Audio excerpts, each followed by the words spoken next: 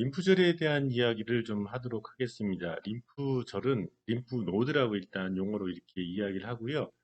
실질적으로 림프관과 림프절이 이렇게 있다라고 하면 림프절은 림프성 기관으로 실질적으로 림프관에 있는 림프액들이 결국은 그 림프절에서 어떤 처리 과정을 겪게 하기 위해서 처리 과정이 필요하기 때문에 림프관을 통해서 조직 사이사이에 있는 세포 사이사이에 있는 조직액들을 끌고 와가지고 결국은 림프절 쪽으로 유입을 시키는 거거든요. 그래서 림프절에는 어떤 일이 일어나는지 정말 우리 이 몸에서 정말 필요로 한 여러 가지 일들이 발생이 되고 있는데요. 어, 림프절은 상당히 우리 몸에서 많이 존재하고 있습니다. 대략 한 여기서 보면은 일반적으로 한 600개 정도가 존재한다고 있는데요. 보편적으로 한 600개에서 많은 사람, 적은 사람은 600개 정도에서 많은 사람들은 한 1500개까지 해서 다양하게 사람마다 갖고 있는 림프절의 개수는 이렇게 다르다라고 할 수가 있습니다. 림프절이 주로 많이 모여 있는 곳은 이제 아무래도 큰 관절에서 주로 많습니다. 일단 관절이라고 얘기하면 이렇게 구부러지는 곳을 얘기를 하죠. 그래서 어깨 관절의 겨드랑이 쪽, 그다음에 팔꿈치 관절, 이렇게 작은 관절들에는 실질적으로 림프절이 존재하지는 않고요. 이렇게 큰 관절들 주로 이렇게 많이 있습니다. 타지에서는 서해부 사타구니 쪽에 엉덩 관절 쪽에 있는 쪽, 그다음에 무릎 뒤쪽에 관절 쪽에 아무래도 큰 관절이기 때문에 림프절이 많이 있고요. 그다음에 목 주변 이렇게 많이 움직이게 되는 이 목 주변에도 상당히 많은 림프절이 있어서 대략적으로 한 160개 정도가 이제 600개에서 1500개까지 다양하게 있지만 그 중에서도 160개 정도가 600개로 친다면 160개 정도가 이제 목 쪽에 많이 집중되어 있다라고 얘기할 수가 있겠습니다. 그렇게 하고 그다음에 그 복부 안쪽에 있는 내장기관 쪽에 또 상당히 많은 림프절이 있습니다. 림프절이 그만큼 많이 모여 있는 곳은 그만큼 처리해야 되는 그 림프액의 양이, 림프가 상당히 많이 처리해야 될 양이 많다라는 것을 의미를 하는 거고요. 그렇기 때문에 주로는 이렇게 그 뭐 코나 입이나 눈이나 이렇게 외부에 노출돼서 바로 외부에 있는 이물질이 들어오는 곳에 또 많이 있습니다. 특히 목 같은 경우에도 되게 많이 그래서 자리 잡고 있고요. 내장기도 당연히 많을 수밖에 없죠. 우리가 외부에서 들어온 여러 가지 음식물들, 그다음에 물 같은 것들, 외부에서 들어온 것들이 결국은 소화 흡수가 되면서 그 부분에서 상당히 많은 이물질들이 발생이 되고 새로운 좋지 않은 것들이 들어올 수도 있는 거기 때문에 그런 것들을 처리하기 위한 림프절, 림프 기관이 상당히 많이 복부 안에도 되게 많이 발달되어 있다고 할 수가 있겠습니다. 사이즈는 2에서 30mm 정도 되고요. 그 다음에 이제 림프절으로는 상당히 여러 개의 관들이 수집 림프관이죠. 수집 림프관들이 여러 개가 이렇게 들어오고 있고요. 그 다음에 나가는 것은 이렇게 한 개 또는 두 개 정도가 이렇게 바깥으로 빠져나가는 림프관이 이렇게 있습니다. 우선은 림프절의 구조에 대해서 한번 먼저 살펴보도록 하겠습니다. 림프절은 이렇게 볼록하게 튀어나오는 면이 있고요. 그 다음에 이렇게 오목하게 들어가는 면이 있습니다. 볼록하게 튀어나온 면으로는 금방 얘기한 대로 수직 림프관들이 이렇게 그 림프를 모아서 이렇게 유입을 시켜주고요. 그래서 이것을 에이프런트 림프 베슬에서 저는 유입 림프관이라고 이렇게 이름을 붙였고요.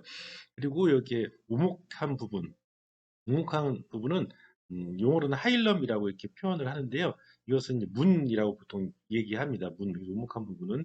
그래서 이 하일럼에는 위에 그림을 놓고 보자면 요 부분이 되겠죠. 이 부분에서는 세 가지가 주로 빠져나가는 이렇게 세 가지 구조물이 이쪽으로 들어오게 되는데 하나는 동맥이죠. 그리고 또 하나는 정맥. 그래서 두 개가 이제 혈관이 이렇게 들어갔다 나갔다 하는 거고요. 그 다음에 또 하나가 이제 빠져나가는 유출 림프관이 이렇게 자리 잡고 있습니다. 그래서 이렇게 하일럼에는 세 개의 구조물이 이렇게 연결되어 있다, 들어와 있다라고 생각하시면 되겠습니다. 이렇게 하고, 그 다음에 이제 절의 구조에서 보면은, 여기 지금 이 밑에서 봤었을 때, 이렇게 색깔로 이렇게 바깥쪽에 그 껍데기 표면 쪽에 이렇게 쳐져 있는데 이것은 일종의 칸막이라고 생각하시면 돼요. 그래서 림프절은 칸막이 형태로 되어 있는데 우리가 방도 이렇게 보면은 방이 칸막이로 다 나눠져 있잖아요. 그런 것처럼 이 겉껍질 요 부분은 일종의 벽이라고 생각하시면 돼요. 벽. 그래서 이 벽은 아주 이렇게 음, 치밀한 결합 조직, 덴스 결합, 커넥티브 티슈라는 치밀 결합 조직으로 돼 있어서 아주 단단하게 그렇게 만들어져 있고요. 그리고 그 벽이 안쪽까지 이렇게 연장이 돼 있습니다. 연장이 돼 있어가지고 이렇게 보통 우리 용어로는 트라베큘라 소주라고 보통 표현을 하죠. 그래서 그 림프절 안쪽을 이렇게 여러 개의 방으로 나누는 형태의 소주가 소주라고 하는 칸막이로 되어 있다.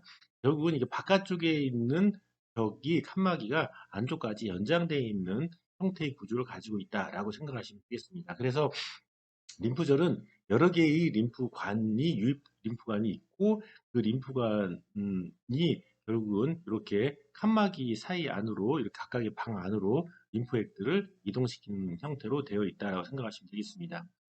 그 안쪽의 구조물을 먼저 살펴보면요. 이렇게 칸막이 형태로 되어 있는 구조물의 이렇게 바깥쪽을 피질이라고 얘기를 하고요. 그 중에서도 이렇게 칸막이, 그 그 입구 쪽, 요 입구 쪽, 들어오는 입구 쪽에 그 피지를 겉피질이라고 보통 얘기를 하고요. 그다음 거기서 조금 더 안쪽으로 진입하면 그것을 속피질이라고 보통 얘기를 합니다. 그렇게 하고 그 이 안쪽에 칸막이 안쪽, 이 안쪽에 해당되는 부분, 여기는 여기에 해당되겠죠. 이것을 수질이라고 보통 얘기합니다. 그래서 이렇게 일단은 칸막이를 기준으로 해가지고 칸막이 바깥쪽이냐, 칸막이에서 안쪽이냐, 그 다음에 더 심부 쪽 칸막이 지나서 이 안쪽이냐에 따라서 세 구역으로 나누어서 어, 칸막이 안쪽은 이제 피질, 그 안쪽은 수질이라고 얘기하면서 이게 칸막이 안쪽은 두 구역으로 나눠진다라고 생각하시면 되겠습니다. 그렇게 하고 이렇게 칸막이 안쪽에 하고 그다음 그 칸막이 안과 그다음에 칸막이 밑에 쪽으로 해서 이렇게 구역을 세 구역으로 나눠지는 거에 대해서 설명을 드리는 이유가 각각의 거기에 있는 세포들이 각기 다른 역할을 하면서 나눠져 있기 때문에 그렇습니다. 여기 보시면 여기 아까 얘기한 거피질 쪽이라고 하는 림프액이 어떻게 들어오느냐 림프액이 이렇게 림프가 들어와서 여기 보면 노란색으로 되어 있는 부분이 있죠. 이게 빈 공간입니다. 빈 공간이에요. 여유 공간이에요. 그래서 일종의 통로 같은 거죠. 그래서 림프가 이렇게 들어오게 되면 겉피질 쪽에 있는 요 빈 공간, 사이너스 통로를 통해서 이렇게 해서 이동을 하게 되고 이게 이제 이쪽에 그 안쪽에 벽을 구성하고 있는 소주를 구성하고 있는 그 벽면을 따라서 이렇게 이 공간을 따라서 이동을 하게 됩니다. 그 림프액이 이렇게 이동을 하게 되면 그 안에 있는 성분들이 같이 이동을 하게 되는 거죠. 그래서 이렇게 이동을 한 상태에서 이 안쪽에 수질 쪽으로 그 림프액이 진행을 하고 나중에는 어디로 이 안쪽에서 바깥쪽으로 연결되어 있는 바깥쪽으로 유출되는 유출 림프관 쪽으로 이렇게 림프액의 이동이 이루어진다라고 생각하시면 되겠습니다. 근데 이렇게 림프액의 이동이 이렇게 빈 공간을 통해서 이렇게 통로를 통해서 쭉 나가버리면 아무 의미가 없죠. 이렇게 림프절이 있는 이유가 사실상 없는 거죠. 이렇게 통과할 때 가능한 한 빨리 통과하지 않도록 이 빈 공간에서 빨리 통과하지 않도록 여기에서는 특수한 구조로 되어 있다는 거죠. 여기 보시면 요 바깥 벽면을 따라서 이 칸막이 통해서 이렇게 움직일 때 이 안에서 있는 것들이 이 안쪽에서 여러 개의 면역 세포들이 있어서 그것을 금방 통과하지 못하게 만든다라는 거죠. 그래서 특히 이제 이 부분에서 이렇게 칸막이가 없는 이런 부분에서 정말 이렇게 물질이 통과를 할 때, 림프액이 통과를 할 때 그냥 통과하지 못하게 하는데 그냥 통과하지 못하게 할 때 여러 형태의 림프 그 구들이 그 역할을 해주는데 특히 이 안쪽에 겉피질 쪽에는 비림프구가 상당히 많이 자리 잡고 있습니다. 우리가 림프구 얘기할 때 보통 대표적으로 B림프구, T림프구를 얘기하지 않습니까? 그 중에서도 비림프구가 자리 잡고 있어서 외부에서 이렇게 들어온 그 림프관을 통해서 들어온 것들에 대한 면역 작용을 해주게 됩니다. 그래서 요 방 안에 그 표면 쪽에는 방 안에 그 표면 쪽에는 아주 성숙되지 않은 형태의 비림프가 많이 존재를 하고 있고요. 입자가 작아요. 비림프가 성숙되지 않았기 때문에 작은 입자가 이렇게 있고, 그리고 이제 외부에서 들어온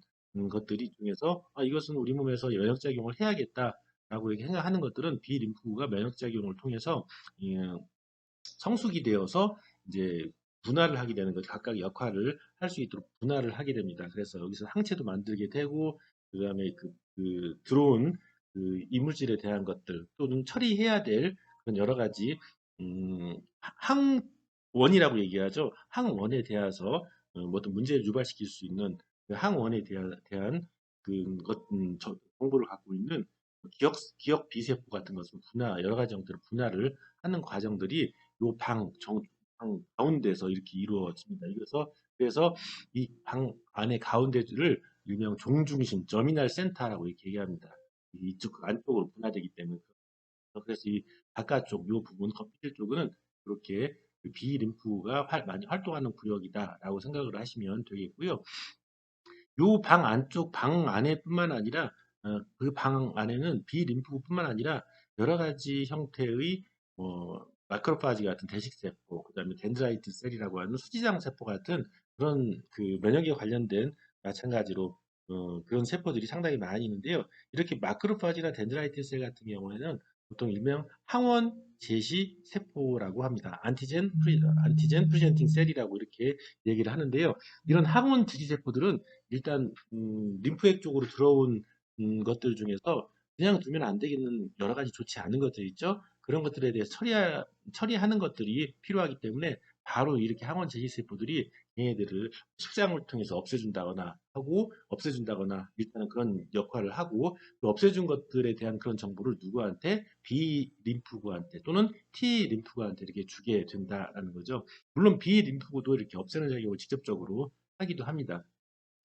예, 그래서 어쨌든 여기 그 방 안에는 이렇게 B 림프구와 그다음에 마크로파지 같은 대식세포, 같은 면역세포들이 자리 잡고 있고요. 그래서 여기서는 그런 B 림프구에 의한 항원 항체 반응, 그, 그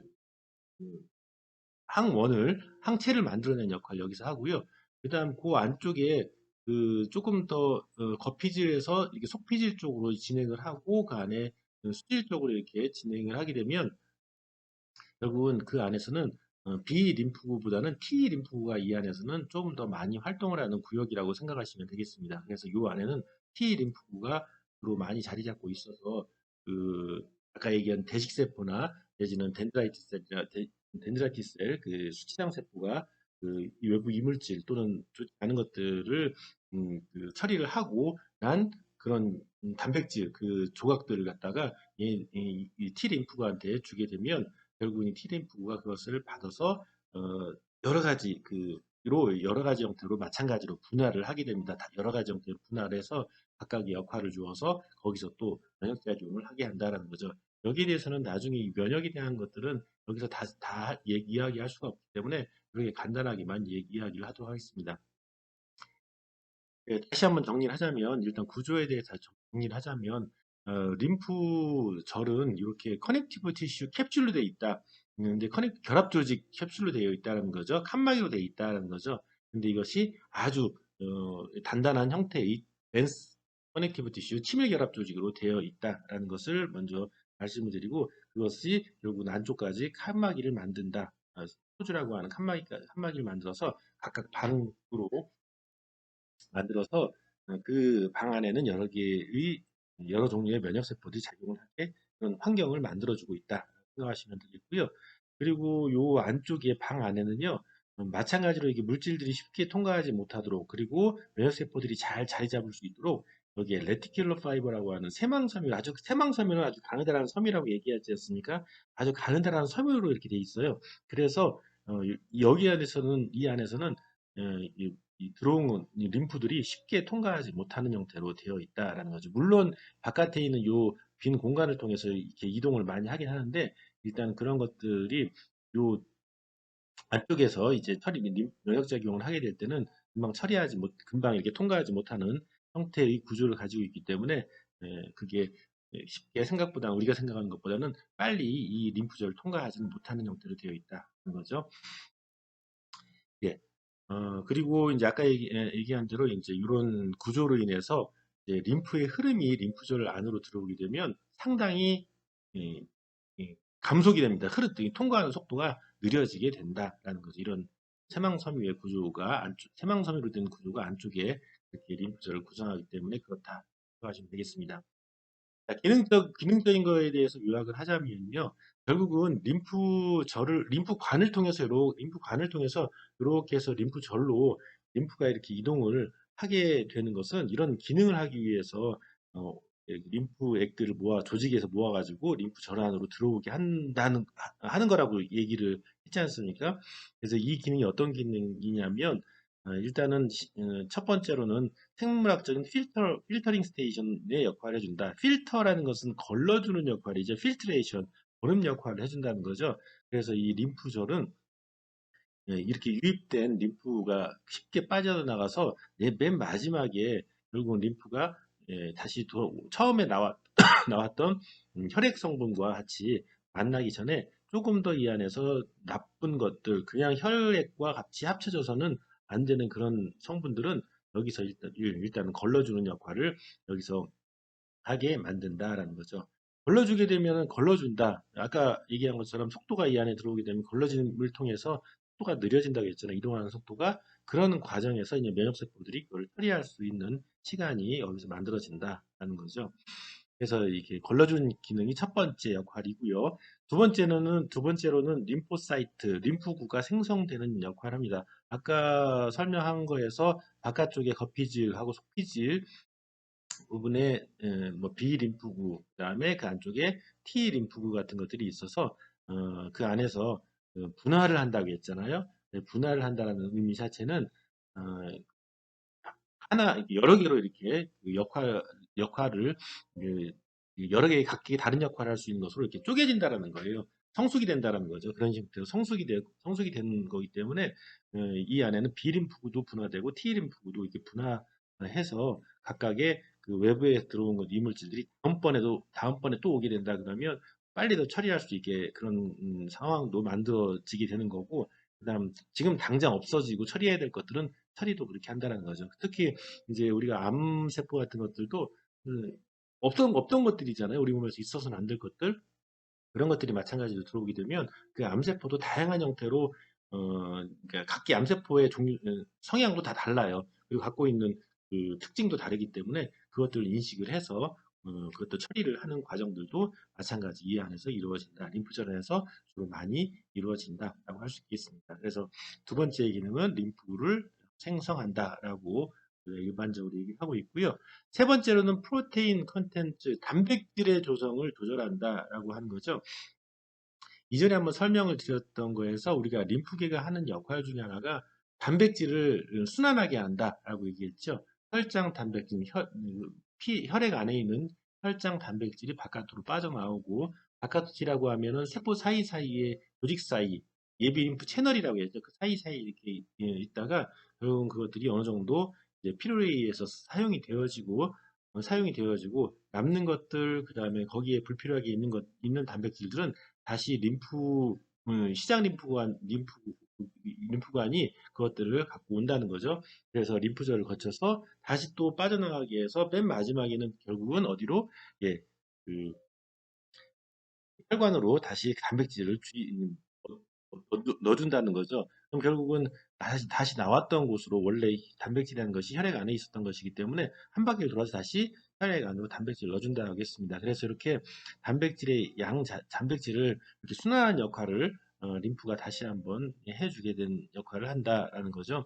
그러면서 이제 그렇게 그런 역할도 하고요. 그다음에 여기 세 번째 여기 림프절에서의 기능에서는 단백질의 농도, 단백질의 그 함량을 조절한다라고 이렇게 되어 있는데, 이것은 어떤 말이냐면은 여기 그림에 보시면 이 안에는 동맥과 정맥이 나가고 들어가고 하잖아요. 동맥을 통해서 혈액이 들어왔다가 모세혈관을 거쳐서 정맥으로 해서 이렇게 나가게 되는데, 이 안에 대부분의 많은 그 유입된 림프액은 이 안에서 음, 사이즈가 그 전체적인 양 자체가 많이 줍니다. 그 말은 무슨 말이냐면 여기 보시면 바깥쪽으로 이렇게 불룩한 면에서는 상당히 많은 유입 림프관이 이렇게 있어요. 여기서만 봐도 하나, 둘, 셋, 넷, 다섯, 6개의 림프관들이 림프절을 향해서 이렇게 림프를 이렇게 주입시켜주고 있어요. 이렇게 흘러가고 있어요. 근데 나가는 여기 하일럼 문을 통해서 나가는 것은 하나밖에 없어요. 물론 사이즈가 약간 더 크긴 해요. 다른 거에 비해서는 이렇게 유입되는 것보다는. 그래도 들어오는 것은 상당히 여러 개의 문을 통해서 여러 개의 관을 통해서 들어오는데 나가는 것은 이렇게 한 개 또는 두 개밖에 나가지 않는다는 거죠. 그것은 여기서 어떤 일이 벌어지냐면 들어오는 양은 많은데 나가는 양은 적어진다라는 이야기입니다. 근데 이게 왜 이렇게 적어지는 현상이 여기서 만들어지느냐? 그것은 금방 이야기한 대로 이 혈관이 이 안에 자리 잡고 있기 때문에 이 안에 있는 들어온 림프 성분 중에 대부분을 차지하고 있는 수분을 어디에다 모세혈관 쪽으로 이렇게 재흡수를 시킨다는 거죠. 그 말은 우리가 이제 물은 우리가 삼투압 작용에 의해서 이렇게 왔다 갔다 이동이 되거든요. 그래서 특히 이 안에서 단백질의 농도에 따라서 단백질 삼투압이 작용이 되어지는데 보통은 혈관 안에 있는 단백질보다 혈관 밖에 있는 단백질의 농도가 적어요. 혈관 안에 혈장 단백질의 농도가 더 높고 바깥에 있는 단백질 농도가 조직에 있는 단백질의 농도보다 어, 혈관 안에가 단백질이 더 많다라는 거죠. 그렇게 되면은 일단은 그것이 단백질이 삼탑 작용을 만들어내는데 단백질이 많은 쪽으로 물이 이, 이동을 하게 된다는 거죠. 결국 뭐냐 하면 이 많은 양의 그 림프절 안으로 들어오게 된다 하더라도 그 안에 대부분 차지하고 있는 물 성분이 어디로 삼투압 작용에 의해서 단백질의 농도가 많은 저기 혈관 안쪽이죠. 모세관 안쪽으로 이렇게 해서 다 들어간다는 거죠. 그래서 전체적으로 들어온 림프의 양의 up to 50%까지 전체 반 정도까지 이렇게 농축을 시켜줍니다. 컨센트레이트 농축을 양을 줄여주기 때문에 실질적으로 바깥으로 나가는 양은 들어오는 양에 비해서 상당히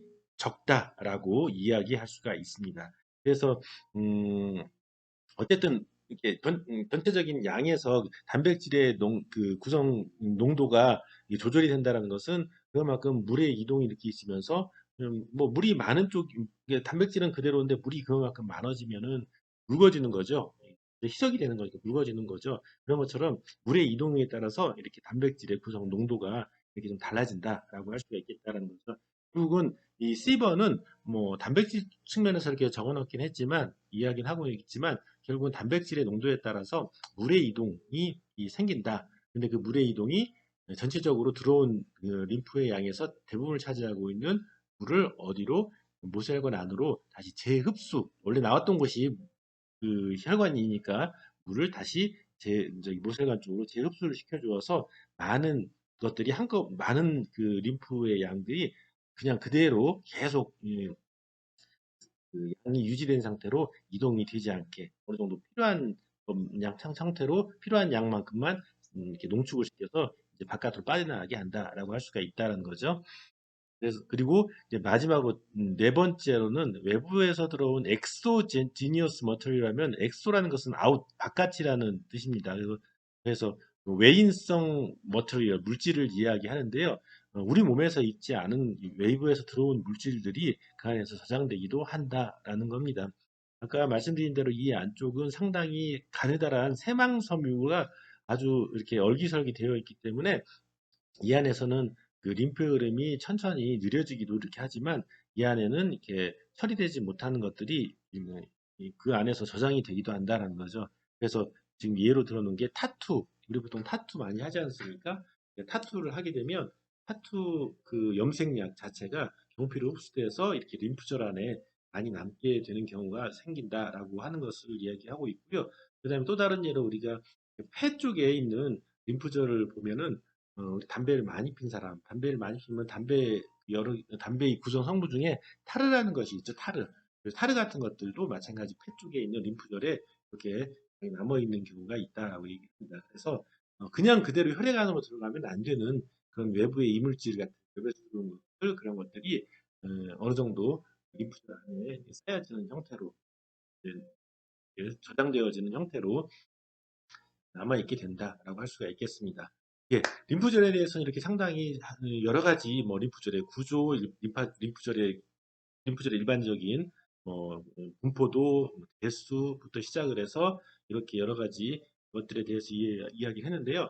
사실은 림프절만 해도 상당히 공부할 것들이 되게 많습니다. 이게 면역에서 상당히 중요한 역할을 담당하고 그리고 우리가 림프 드레이지를 하는 목적 자체도 우리가 가능한 한 이제 여러 군데 있는 특히 뭐 여러 군데에 있는 조직 사이에서 나쁜 성분들이 그 안에 그대로 있지 않고 빨리 주변의 림프절로 빨리 이동이 되어질 수 있도록 하는 것이 또 매뉴얼 림프 드레이지의 목적이기 때문에 그 안에서 림프절 안에서 어떤 구조되어 있고 어떤 일을 하고 있는지 또 어떤 현상이 일어나는지를 우리가 정확하게 아는 것은 결국은 MLD를 해서 그 림프液의 이동을 빨리 도와주는 의미를 우리가 정확하게 아는 것이라고 생각을 하셔야 된다는 거죠. 그래서 그런 측면에서 림프절에 대한 것들에 대한 것은 좀 더 깊이 있게, 좀 더 심도 있게 이렇게 하는 것이 좋을 것 같습니다. 아, 워낙 또 많은 이야기들을 이렇게 했기 때문에 좀 두서없이 했기 때문에 림프절에 대해서 어느 정도 뭐 도움도 되셨겠지만 아직도 혼란스러운 점이 있기도 할 것 같은데요. 차근차근히 이렇게 다시 한번 공부를 해 보시고요. 마찬가지로 이해가 안 가시는 부분은 여러 가지 해박 책이나 내지는 유튜브 같은 것에 보면 상당히 잘 정리되어 있는 것들도 참고하시면서 한 번 정도는 제대로 정리를 림프절에 대해서 정리를 해놓으셨으면 합니다.